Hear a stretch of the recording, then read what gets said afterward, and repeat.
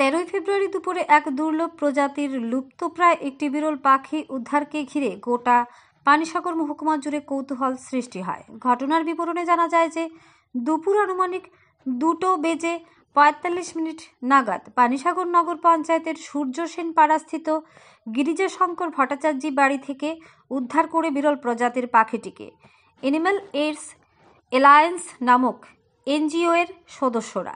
জানা গেছে উক্ত এনজিওটি বর্তমানে ওয়াইল্ড অ্যানিমেল অ্যান্ড হিউম্যানের মধ্যে কনফ্লিক্ট দূর করতে ফরেস্ট ডিপার্টমেন্টকে সহায়তা সহ বিভিন্ন প্রজাতির বিষধর সাপ ও সকল ধরনের জীবজন্তু রেস্কিউ করে প্রোটেকশনের কাজ করে থাকে।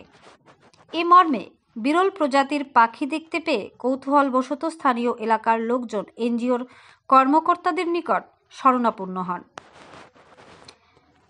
খবর পাওয়া মাত্র এনজিও এর দুজন প্রশিক্ষণপ্রাপ্ত কর্মকর্তা রাজেশ গুপ্ত ও সন্দীপ মালাকার পানিসাগর বন দপ্তরের রেঞ্জার সাহেবকে বিষয়টি অবগত করে ছুটে যান গিরিজাশঙ্কর ভট্টাচার্যের বাড়িতে।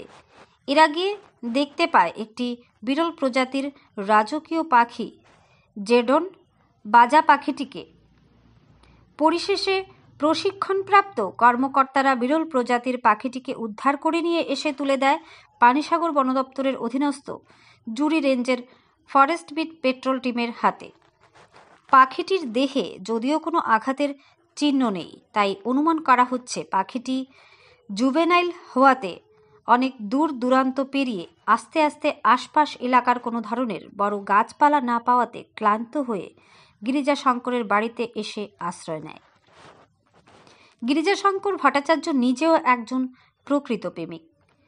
পাখিটিকে রেস্কিউ করতে নিরাপদ আশ্রয়ে ফিরিয়ে দেওয়ার এনিম্যাল এইডস অ্যালায়েন্সের সদস্য ও বন দপ্তরের সদস্যদের ধন্যবাদ জ্ঞাপন করেন বাড়ির মালিক তথা পরিবেশ প্রেমিক গিরিজাশঙ্কর ভট্টাচার্য।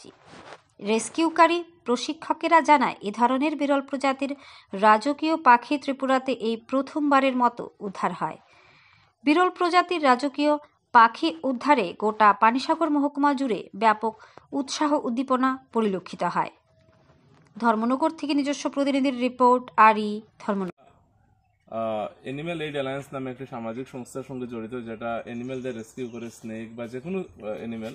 তো সেই থ্রুতেই আমাদের একজন স্যার আমাদের তার ছবি পাঠিয়ে বললেন যে গুপির বাড়িতে এই এনিম্যালটা বার্ডটা আছে। তো এরপরে খবর পেয়ে আমরা তড়িঘড়ি আমাদের পানিসাগর রেঞ্জ অফিসারকে জানাই একটু আগে। এবং ওনারা যেহেতু আমরাও এনজিওতে ওনাদের সঙ্গে কোলাবোরেশনে আছি, তো ওনারা বললেন যে আপনারা রেস্কিউ করুন, পরবর্তীকালে আমরা এটাকে নিয়ে ফরেস্ট কাস্টাডিতে দিয়ে দেবো এবং ওনারাই ডিসাইড করবেন যে কোথায় ছাড়া হবে। তো আমার যতটুকু মনে হয় রোয়া বা এরকম কোনো একটা জায়গায় ছাড়া হবে। তো এটা আমরা এখনো শিওর না আর কি। পাখিটা যতটুকু আমরা দেখতে পাচ্ছি জর্ডন বাজা, এক ধরনের ইগল জাতীয় বার্ড, এবং আমার যতটুকু লাগছে তার উইং এ একটু ইনজুরি আছে হয়তোবা। আর সে কিন্তু একদম মানে জুভেনাইল স্টেজে, মানে শিশু স্টেজে আর কি, ম্যাচুর নয়। এবং আমরা দেখতে পাচ্ছি সে ঠিক মতো উঠতেও পারেনি। তো আমরা চাইবো যে যদি সম্ভব হয় তো একটু ভেটেরিনারি হসপিটালে নিয়ে গিয়ে ওর একটু হেলথ চেক আপ করানোর চেষ্টা করবো। পরবর্তী সময়ে ফরেস্টের হাতে আমরা কিছুক্ষণের মধ্যে তুলে দেবো।